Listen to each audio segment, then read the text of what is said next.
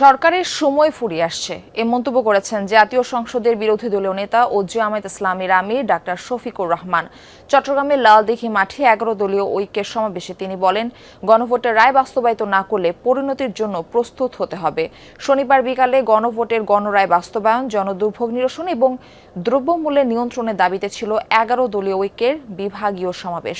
এ সময় কক্সবাজারে দেয়া প্রধানমন্ত্রীর বক্তব্যের সমালোচনা করেন জামায়াতের আমির।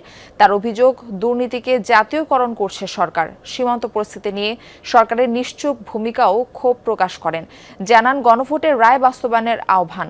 এ সময় প্রস্তাবিত বাজেট এবং সমসাময়িক নানা ইস্যুতে সরকারের সিদ্ধান্তের সমালোচনা করেন বিরোধী দলীয় চিফ হুইপ নাহিদ ইসলাম। সীমান্তে কি হচ্ছে আপনারা জানেন। আমরা নোটিশ দিয়েছি এই বিষয়ে আলোচনা করার জন্য। আমাদের নোটিশ নিয়ে টাল বাহনা করা হচ্ছে।